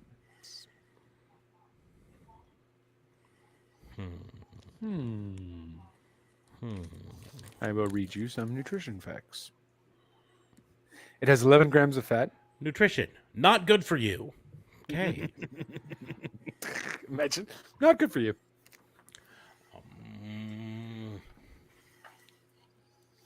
Oh my God, they're even doing it per 1/3 of the bar. Oh yeah, that's what they do here in America too. fuck? Serving size is always like some tiny amount, and then I they ate can- that in it's like one setting. Like, really what's the weird. point of doing that? Just tell me the bar. Fucking. Here in America, the family size packs of Oreos say that there's more than one serving in those, and that's my yeah, that's bullshit. There, that's fucking lying. They're liars. It's a single Damn. serving of Oreos right there. Just this chocolate bar is 190 You calories. buy a box of Choco Tacos, no, and just it a says third of that chocolate bar is 190 calories. Oh my God. yeah. You buy a box of Choco Tacos, and there's like 8 of them in Now the I know box, why I'm right? fat. And it says that's supposed to be 8 servings. It's fucking lying. Bunch of fucking liars here.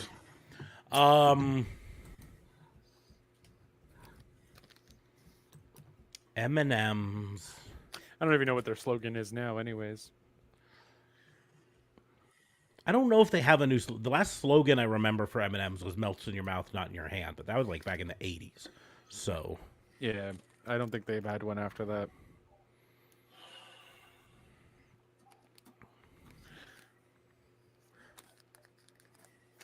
Why is there not a best the M&M before chocolate bar, the wrestler is going to be Ron Simmons, and the slogan's just going to be him taking a bite and going, "Damn."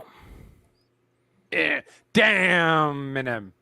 Nope, just taking a bite and then looking at it and go, "Damn." That's it. I'm phoning this one in, but and the it's- mini M&Ms and the mini M&M guys are just all scared, like, ooh, Edge. Edge. You think you know me?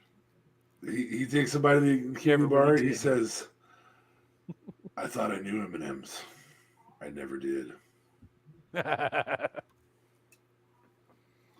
I go with the Farouk one. That was awesome. It was well That was done. awesome. That was well done. But his name's not Farouk. It's Ron Simmons. It's Ron Don't Simmons. put it- Ron don't But I'm winning pigeonhole him 3 into to that 1. sort of- I'm winning 3-1. I'm winning. Because I let you go 3 to first on a 1. couple of them. I'm winning 3-1. All right, we'll do this. This is kind of.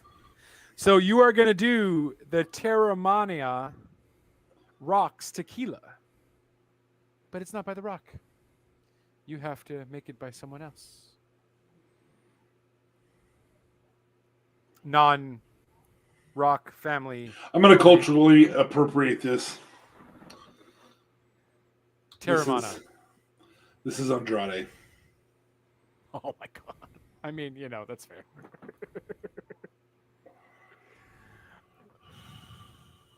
Nice fancy bottle. This is Yes. how they're going to get it. Andrade and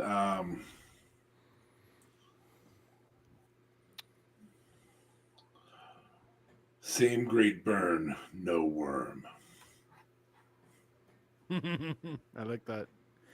It was. Nope. He's gonna be the most interesting man alive. He's just gonna flat out be like, I don't always drink tequila, but when I do, he's just gonna steal it Ironically- from Dos Equis. It does say Hencho on Mexico, so you know that would work. Or I don't always drink tequila. Yes, I do.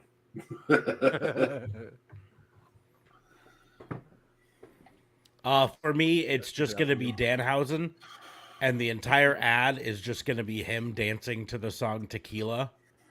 And it's going to end with da na na na na na na tequila, and then that's it.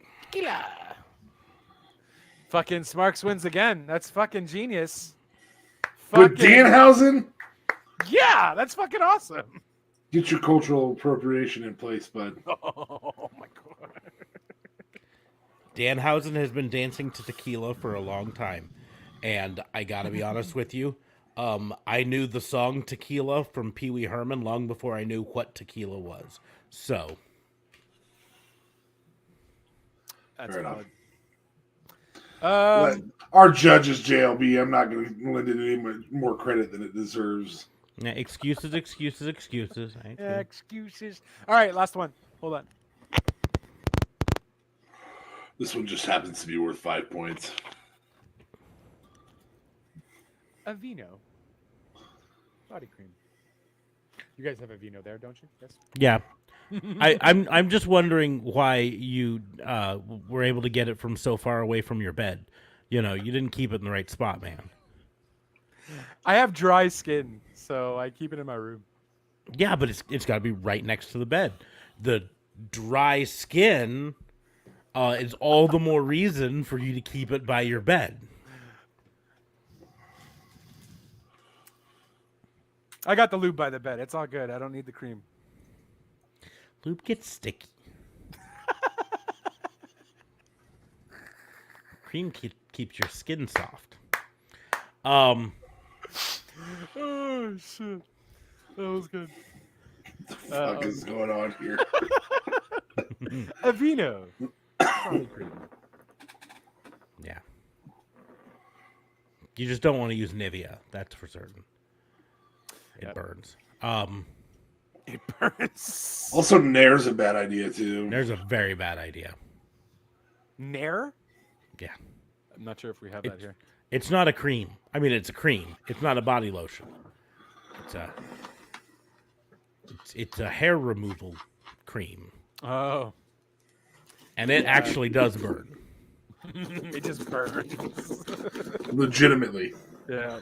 Dissolves the hair. Oh. No bueno.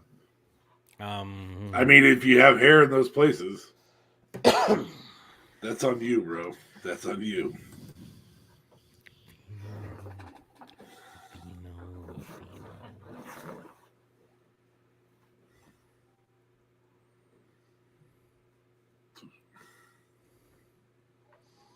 I will I don't know, Fabe, if Daily you've got one, you need moisturizing to go lotion. first. But Oh, I have several here. I was Moisturizes thinking- for 24 hours. Part of me was thinking Paul Wright and just, I'm a big man. I need big lotion. But I decided against that, and I just decided to go with Dr. Britt Baker. Dr. Britt Baker. Bigots. Dr. Britt Baker. And Oh. That's a um, shirt right there. You're thinking of it. and Dr. Britt Dentist. Bacon. Dr. Britt Bacon. No wonder Adam Cole Baby loves her so much. She's delicious. Anyway, I'm Dr. Britt Baker. We're going to hell. And it's just going to be dentist approved. Why would it be dentist approved? That's exactly why. It's just your dentist suggests this lotion for your skin. The fuck? Okay. That's fair. I guess. Sure. She's going to put somebody into the lockjaw and they're going to be like, wow, your skin is really soft. There you go. That's better. Yes. Yes. Yes. There it is. Daniel Bryan gets done with the lotion. Yeah, that's it. Throws the tissue in the corner.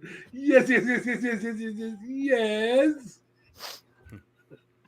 No, you got the order wrong. It's gonna be yes, and then the bottle of lotion set on the bedside table and the tissue thrown away. Gotta have the order right. These would be some fire fucking commercials. Oh man. Oh Jesus Christ. And that's it, guys. Thank you. That was fun. That was a good time. I mean, unless you want another one, we can. No, but we're fine. We can go ahead We're and move fine. on. We're fine. We're fine. We're fine. We're good. We're We're good. good. Just Totally fucking good. end it It's already. fine. We're gonna go ahead and move on to the game we like to play at the end. Pick or pass. We're gonna start with two wrestlers, and we're gonna go around the horn, and you have to pick one to keep and pass the other one on, and then add one to it. We're gonna keep going for I don't know a certain number of rounds, and then at the end we're gonna have the odd man out who did not make the final cut. We're gonna start. Going that way. We're gonna start with Don't you know he's selfish? He's gonna go first. I always start this one because yes, I am selfish. You'd think that's an insult, but it's true. I never said it was an insult. Just giving facts. We're gonna start Facts. with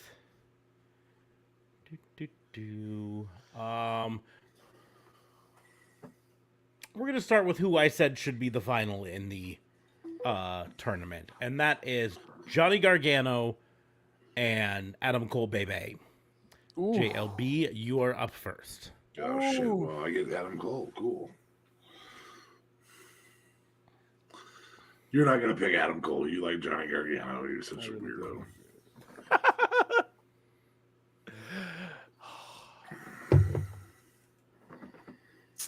Yeah, you're right though. Johnny Gargano. Adam Cole.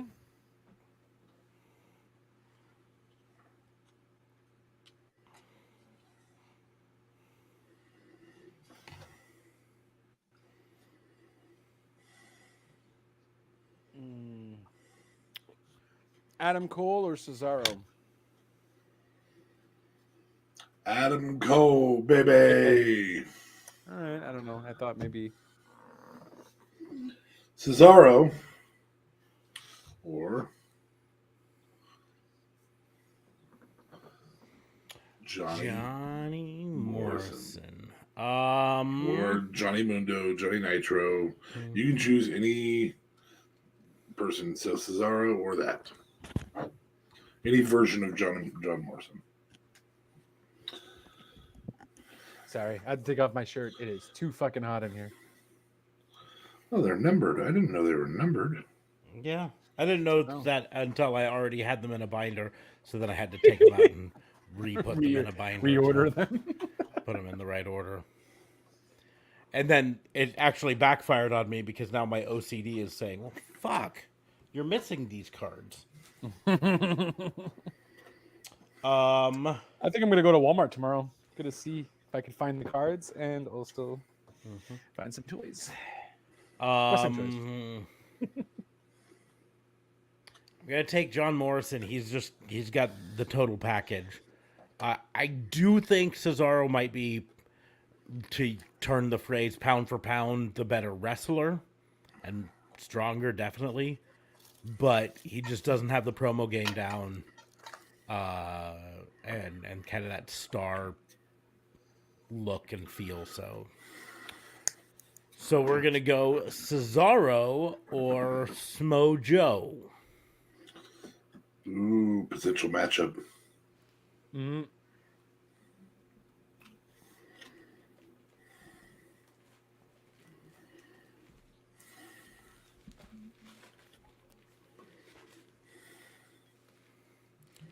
It's to you, JLB, just in case you're not remember. Oh shit. Okay.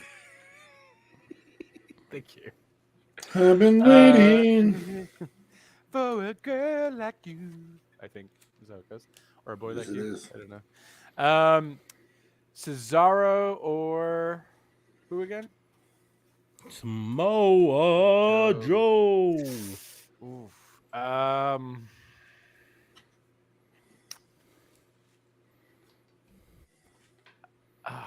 Samoa Joe, just because all out career, unfortunately, withholds. He has a lot more stunning matches than Cesaro does. So I feel like Samoa Joe would be it, unfortunately.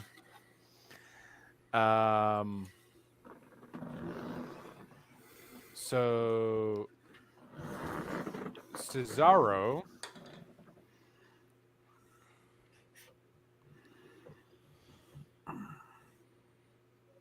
or Sami Zayn? Cesaro. Okay. Sami Zayn or Kevin Owens. Oh shit. KO.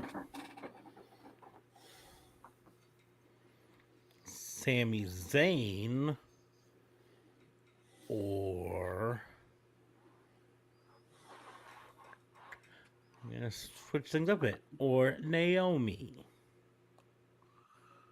Well, Sami Zayn, I have to. Now we're fucked with Naomi. Whoa. Well, I thought you said she deserved. She deserves better than that behavior right there. Yeah, seriously, that's a. Naomi. We Naomi the scenario, and I guess it's my fault, but you can't put Sami Zayn in there. The fuck. Naomi or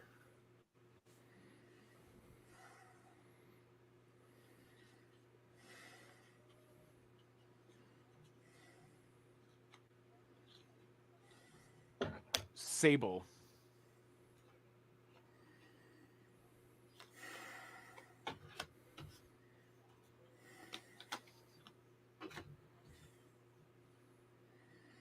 I'm afraid of Brock Lesnar.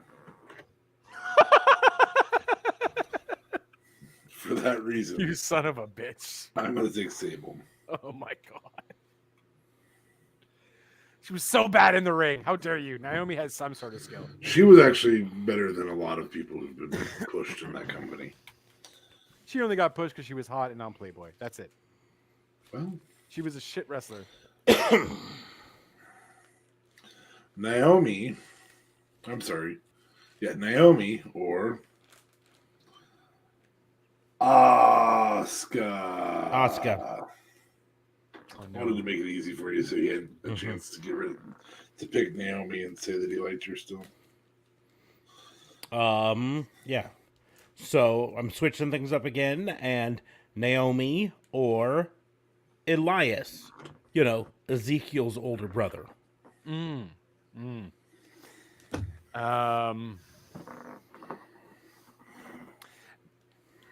Naomi. Just because I would rather this keep going to a better thing, and Naomi does deserve better than to be last in your fucking list, and it's not happening. So Elias. You're the one who put her in play. No. Smarks was the one who put her in. You could have taken her over Sami Zayn. No, not happening. Not happening. I'll take her over Elias, though. No problem. Elias or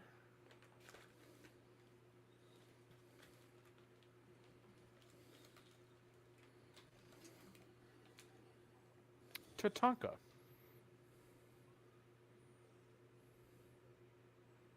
You suck at this game. You're just genuinely fucking terrible at this game. Elias. Tatanka wasn't that bad.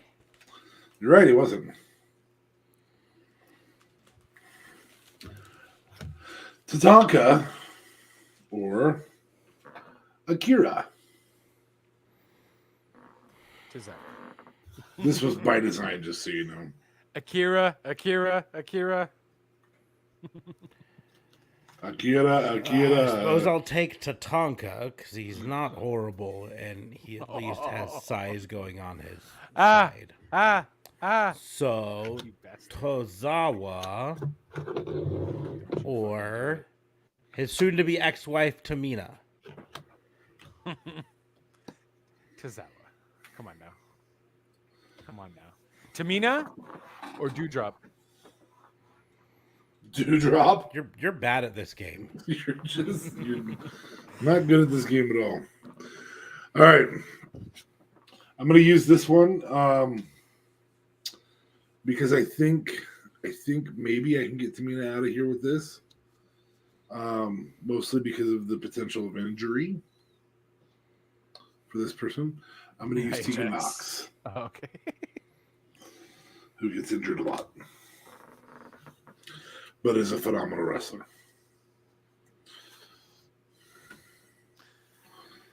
Which one plays better in your cards? And remember, when Tamina had her push, it was a good push. Like, people were actually really behind her, and it was kind of enjoyable. So Tamina or Tegan?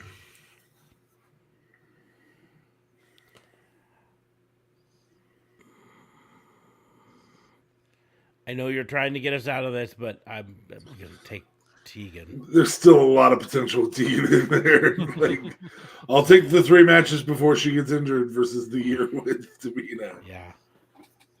Tamina or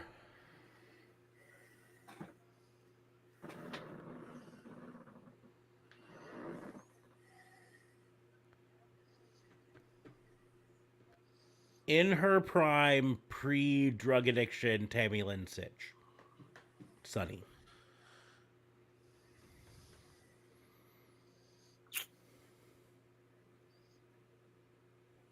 Did she even wrestle? Aside from bra and panties matches? Sunny? I'm sure she did, but bra and panties matches technically count. Yeah, that's valid. Sunny in her prime. I can't. I'm sorry. If I'm going to be bad at this game, I'm going to be bad at this game full forward. Tamina or She wrestled a total of 35 matches. oh no, who would have thunk it? She slept with half the roster though. Just the champions at the time. Just the champions.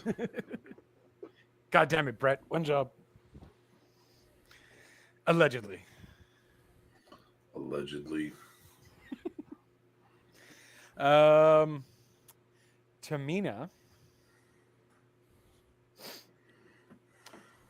or Interesting. I just noticed that Tammy Sitch only wrestled one WWF match. Sable? No. Sunny. No, against Sable? No, it was the Miss WrestleMania Battle Royal.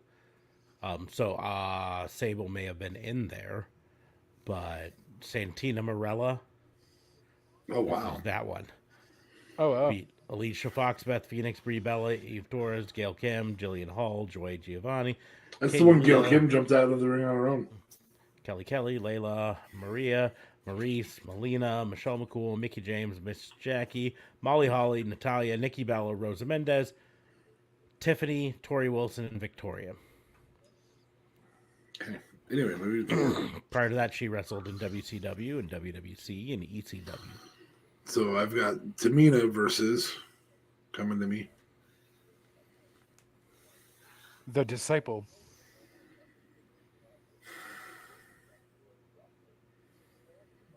Fucking specifically Ed Leslie as the disciple. Well, you can't have Ed Leslie without getting him to Smarks, so I'm going to take Tamina. And I'm going to give you Ed Leslie or JR as a wrestler. JR as a wrestler.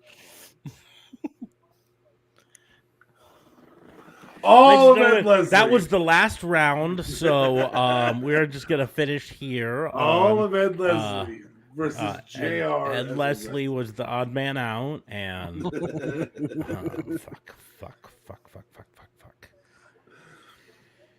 I'm trying to give us a chance to get out of this, bud. Yeah, I don't know if I care that much. I'm 100% fine with Ed Leslie. Just go ahead and pass on the challenge to JLB. You don't actually have to out loud choose who you're taking. Just choose which one of those two is going on to JLB. That'll make it a little easier on your emotions. Yeah, I mean, you have to pick Ed Leslie though. Like, come on. I do not have to pick Ed Leslie. You do have to pick. No, I do not. By all rights, as a promoter, if you're going to hire one or the other, as a wrestler. Nope. The Jim Ross wrestling his last match is something that I can market, but I cannot market Ed Leslie. So just pass one on. So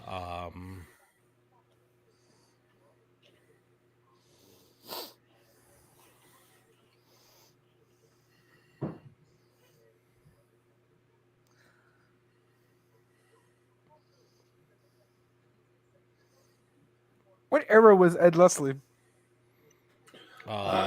whenever Hulk Hogan was. Yeah. Like, basically anywhere Hulk Hogan went, 99. Ed Leslie followed. And when Hulk Hogan stopped actively wrestling, Ed Leslie was like, fuck, I don't need to do anything anymore. Ooh, I wish I could find a show with a boat. Yeah. I bet you if we actually look at the cast list for Tropic Thunder, not Tropic Thunder, Thunder in Paradise. Yes, there you go. Ed Leslie got a role on it at some point. Oh, I can almost guarantee it. Probably as a barber.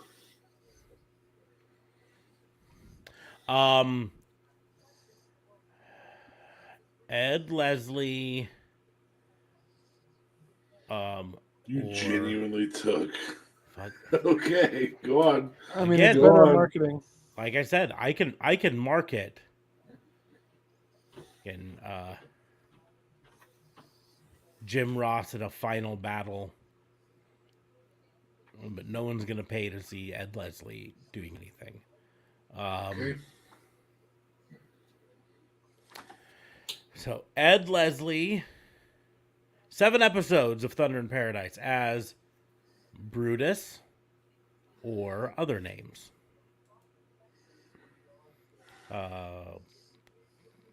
Or Brutus Beefcake. So he basically played his character. Right. So Ed Leslie or trying to figure out a way out of this.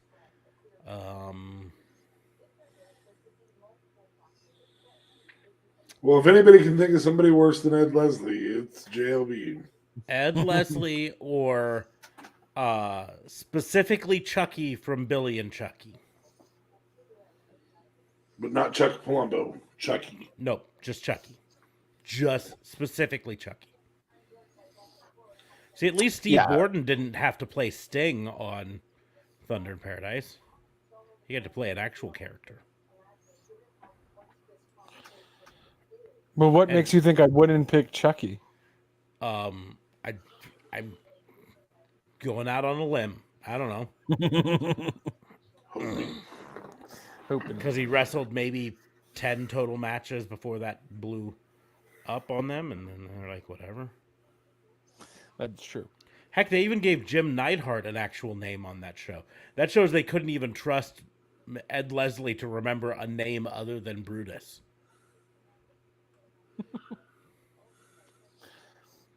Well, that show was completely unscripted, though, I feel, anyways. Kind of just like, oh, yeah, that line works. Okay, cool. On to the next one. Will you please answer? Are you kidding? It was Oscar Gold. It's Oscar Gold. Do we have a shirt for Thunder in Paradise? We were doing a shirt. I was working on it, and then I got distracted and lost train of thought ADD. and didn't do it. I'll get back on it when I have more time. Cotboat. Catboat. Yeah, so I'm going with. I refuse for Chuck Palumbo to be last, so I'm going with Chuck Palumbo or Chucky, Specifically Chucky. specifically Okay. Chucky. Yeah. So Ed Leslie. He's gonna go like an old faithful, like Yeti or something. Fuck. This would have been perfect for Smarks. Or the Ultimate Warrior from WCW. Ooh, only WCW Warrior? Only WCW Warrior. Okay, I'll take Ed Leslie. Yep. I mean, I do miss out on a 20-minute promo. But Yeah. entire book of Ultimate Warrior or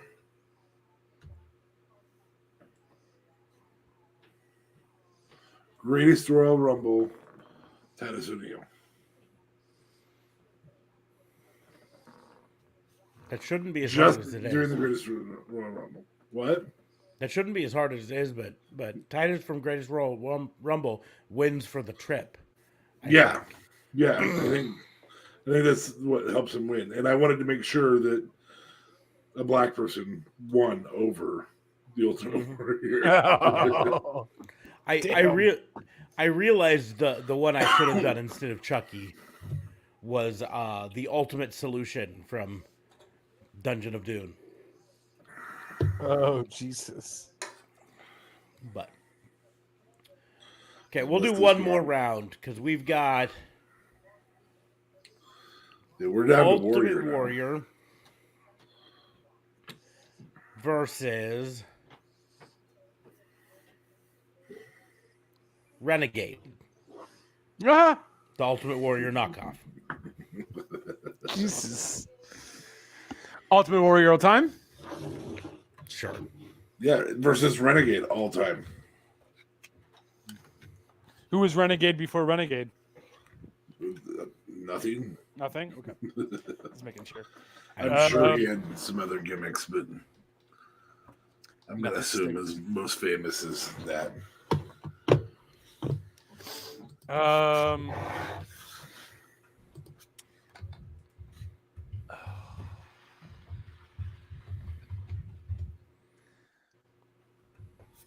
I'm sorry, Smarks. I think I'm gonna have to pick Warrior. I don't really fucking remember Renegade that much. And how are you gonna knock off a shitty wrestler as is? Like, if you're gonna knock off a shitty wrestler, you're like the creme de la shit. So, I'm picking Ultimate. And you will not get your Ultimate Warrior at the end because Renegade was stupid as fuck. Oh, come You're on. gonna He knock beat off Terry somebody shitty. Taylor a bunch of times. Yeah. Well, that counts. Ultimate Warrior. So you picked the Renegade? Oh, sorry, Renegade. Excuse me. Sorry. Both so shit. So Renegade or Fake Diesel? Fake Diesel Yeah. or Renegade? I'm only because it's the only truly bad. Now, I'm gonna say that Glenn Jacobs had lots of bad gimmicks, but the one that just made you cringe, because I could enjoy the Isaac Yankem gimmick for a while. Mm-hmm. I mean, even the Fake Razor was pretty shitty too, though. Fake Razor was way worse than Fake Diesel. Yeah. It wasn't even Glenn Jacobs. That's where we're at. So,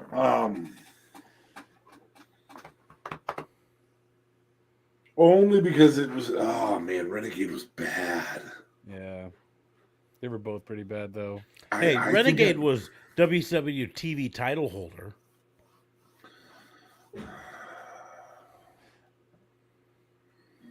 But, I mean, WCW... When did Warrior come in? 97? 98?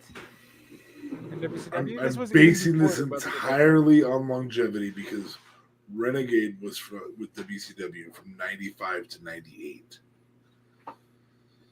So I'm going to give WCW's Renegade my pick and leave Fake Diesel in, but I'm going to switch it to Glenn Jacobs or someone else who had a lot of gimmicks.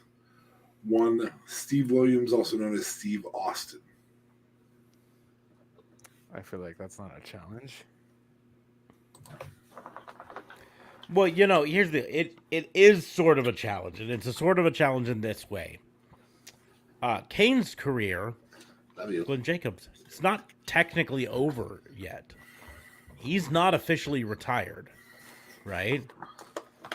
Steve Austin's career is effectively over. He's retired and came out. He just had another retirement match. Yeah. And Steve Austin's career as a whole was actually relatively short because of injury and yada, yada, yada, right? We used longevity to get Renegade out. Yeah, and so longevity plays into it. Now, I'm not the biggest Kane fan on the planet, but Kane outlasted Steve Austin by... You also have Team Hell No. You have stuff like that. Yeah. Mm-hmm. So it's a lot harder than just saying, oh, yeah, it's Steve Austin. And however, Steve Austin was a cultural phenomenon versus Kane was just kind of there for some of it. But yeah, but those years of Austin, just think of the merchandise, still that pop and all that too, man. I don't know. That's what I said. It's not an easy decision. Dude, you lose an entire era without Austin. You do. That's what I say. It's a tough choice. Really tough. Because, like I said, Kane didn't influence the whole thing, but he did last a long time. So that goes in his favor. But, you know, the Attitude Era would have stayed the same without Kane. Right? The Ruthless Aggression Era would have been the fine without Kane. Like, Kane didn't change the course like Steve Austin. Safe to say Kane wasn't a needle mover? He didn't change the course. He moved the needle. He just didn't change the record. You know? Ooh, speaking of needles, I think we need to make a shirt called Needle that says Needle User. No? Distasteful? Yeah. But I might do one that says Needle Mover. That would be a fun one. They already have one. WWE does. Doesn't matter. I can make a new one. They don't have a trademark on that phrase. I'm sure they do. Nope. Because it's a common phrase. It's been used for a long time. It's used in... It actually comes from the music industry. A needle mover was someone who literally shipped lots of albums. Right? So... Right. Move the needle. I'm going to take Steve Austin, making Kane the odd man out. But that's fucking hard. That's the highest... That's the highest quality odd man out we've had with JLB on one of these in ages. Fucking asshole. And it's because JLB was wise enough to say the one gimmick of Kane that was as short-lived as it could possibly be. That's it. Hey, fun fact, the Renegades' last victory on a TV show was over Julio Sanchez on WCW Worldwide. And if you said, who's Julio Sanchez? I also said that. So, that's cool. His last, year, it's like, lose. Oh, he defeated Lenny Lane in 97. And then he lost for the rest of 97. And then in 98, he had one match where he won against fucking Julio Sanchez. And you're like, yeah, he won. I mean, I wasn't because I didn't watch WCW worldwide either. But Old dirty Julio Sanchez, dirty Sanchez. Anywho, so that brings us to an end. We're gonna wrap this up, close the book on the Fantasy Booking Institute. Really- yes. You bring your attention to the banner across the bottom, where our latest Twitch.tv followers are being shown. If you want to be on that list, it's easy. Just head on over to twitch.tv/RawandOrderWBU and follow us there. And then you'll be on the list the next time we go live, because here's the deal. We're trying to get as many people to use Twitch as we can for following this. Right now, it also streams on YouTube and Facebook. But if you follow us on Twitch, you'll also get notified when we go live with our Twitch exclusive streams. Because like after the last show, they did almost another hour of Twitch, just Twitch talk. So you can do that right there. We might do that tonight. Who knows? You can join Astro Goddess. Well, I mean, let me know. What do you mean, who knows? I have to plan here. And Mark Jack, and Nerdvana Gamer. So follow us on Twitch, and you can see that face right there. And I may be there. I don't know. I sometimes don't join. Sometimes I'm too busy editing this podcast, or I don't know, getting fucking sleep. Yeah. That one doesn't get it. That one's just fucking raw and done after 15 days. So you want to see those after hours? Yeah. Hey, how come I'm not there? I followed you ages ago.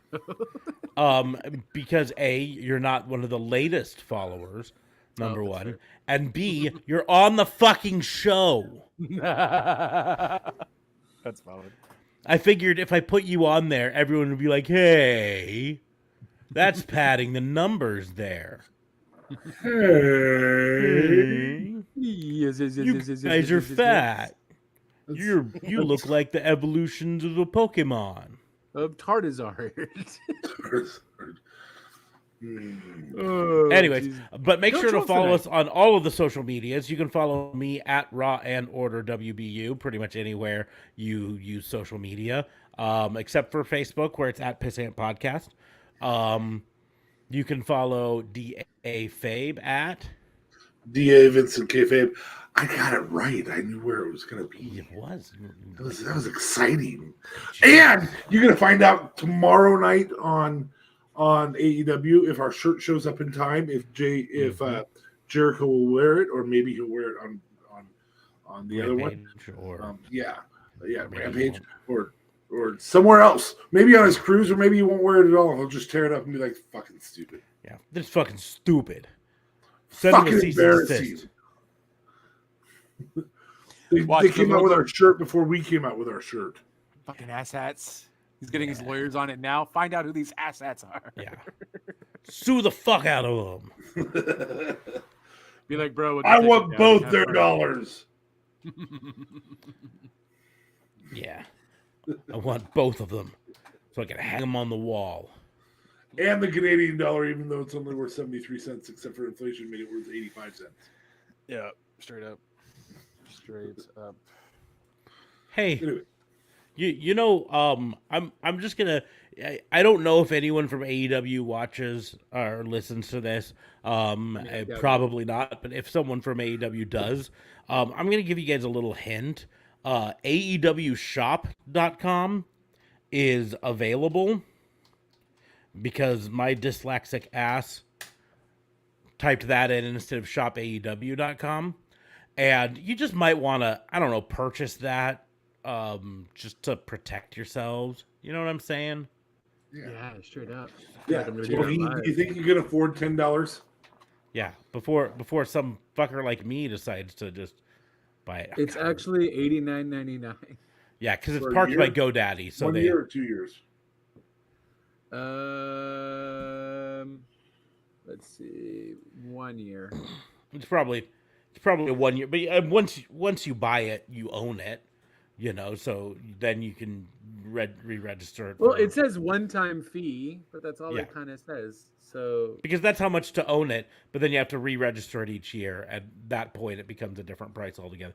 My point is, if you want dyslexic ass people like me to get to your shop AEW, it might be worth it for you. Or we could have that lead straight to shop.spreadshirt.com We sure / could. Ron. I'm just, AEWshops.com is $5.99. that I might do.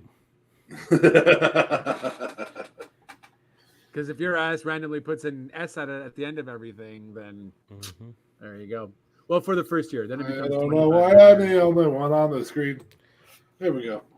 But anyways, you can also follow JLB at. I don't have a shirt on, so you can take my word for it. At JLB420 on Twitter. Real Talk Radio, though, is the brand at Real Talk Radio 8, anchor.fm/RTR. The link tree is down below in the doobly doos. Billy. Look, we don't have shirts all the way on either. My nipples are considerably darker and smaller than yours, Smarts. Oh my God. I got big old pancake nipples. Yes, you do. So got you some will scary not old see stuff. nipples on my podcast. That is one thing for sure. So thank you guys for letting them know what they won't see or hear on the podcast. You will hear and see about video games, movies, reviews, entertainment, and music as well. A little bit of everything and anything entertainment. Link will be down below in the doobly doos, along with everything I do with also WTN and obviously you guys and whatever. So it's a good time. Back to you, good sir. Otherwise, like I said, make sure to like, share, and subscribe. The best way to support us, and it's totally free, is to share this podcast or this stream with your friends on the social medias and get them to listen as well. So there's that. You can also go to rawandorderwbu.myspreadshop.com. Link is in the doobly-doos for that, to purchase a shirt like the Those Who Can't Wrestle podcast or the Pissant podcast or the autograph shirt that's like behind me or behind DA Fabe there, or the Jericho Appreciate Me shirt or one of many others. I've got dozens of shirts up there. You can get one if you have a reason to like Nebraska. You can get one that says Nebraska, America's belly button. It is a belly button. And I will say, you won't have to see our nipples if we sell a shirt this week. Hey, look at that. I should make a shirt. I didn't make that promise last week. That's why you saw our nipples today. I should make a shirt that says, I bought this shirt so they won't show their nipples. We did sell and have little nipples on the shirt. Yes. We did sell several shirts last week, so we did. That promise, but we didn't make that promise. So. Yes. No promise. Meaning we can't show our nipples next week. Yeah, it sucks. But anyways, on that note, we're going to go ahead and wrap things up and close the book on the Fantasy Booking Institute. If you showed up tonight on the live stream, thank you. If you're listening to this later, either on one of the replays or on the podcast, the audio version, thank you for joining us. We will be back soon. Thanks for listening. Goodbye. Peace out. Ciao.